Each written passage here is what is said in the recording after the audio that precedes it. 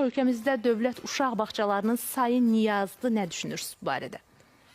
Mən düşünürəm ki, ümumiyyətlə bu məktəbə qədər məsələ hər zaman gündəmdə olmalıdır. Yəni, hər gün bu məsələdən danışılmalıdır. Müsbət tərəfində, maarifləndirmə tərəfində insanlar cəlb olunmalıdır.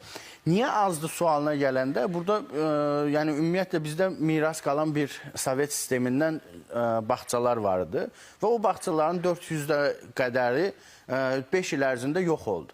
Yəni, bağçalar da yox olduqca əhalinin sayı artdı. Bəli. Nəticədə bugün 10 uşaqdan 7-si bağçaya gedə bilmir. Gedə bilmir. Və bu yox olmanın səbəbi əlbəttə ki, burada özəlləşdirmə idi. Hansı ki, özəlləşdirmədə tələb qoyulmuşdu ki, yerində mütləq bağça açılmalıdır. Amma bəziləri bunu eləmədi təəssüf ki. Sonraki periyodda, indiki şeyə gələndə biz hardasa hal-hazırda bizim 1700 bağçamız var və bizim nə qədər uşağımız var? 650 minə yaxın uşağımız var. Məktəbə qədər təhsilə aid olan. Və bu uşaqlar, Allah'a şükür ki, bu uşaqlarımız var. Çünki Azərbaycanın bu gənc qalmasının səbəbidir. Yəni, uşaq sayı artmaqda davam edir. Bu yaxşı bir şeydir. Amma biz bunu qarşılaya bilmirik. Hal-hazırda bizim cəmi, yaxşı, əksin deyəcəm, biraz daha maraqlı olsun, 390 min uşaq heç bir xidmət ala bilmir.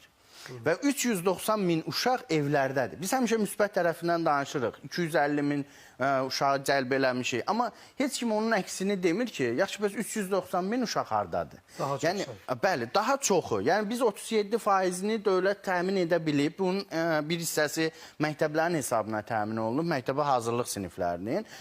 Bir hissəsi alternativ layihələr vasitəsilə 25 minə yaxını icma əsaslı vasitəsilə təmin olunub. Bir hissəsi 110 mini məktəbə dövlət bağçalarının hesabına təmin olunub və özəl bağçalar burada payı çox azdır. Cəmi 5000 uşaq özəl bağçalara gedir. Yəni, görürsünüz və dövlət bağçalarının sayı 1700-dür.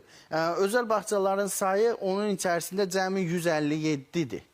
Və onun da qrup saylarına gələndə, yəni 157 bağça, yəni 100 uşaq götürsəydi, bu 15 minə yaxın eləyirdi. Amma onu da götürmür də, yəni götürə bilmir, çünki onlar da kapasitəsi azdır. Yəni 50 uşaqlıqdır, 40 uşaqlıqdır, 60 uşaqlıqdır, onlar da böyüyə bilmirlər. Tutumları çox deyil.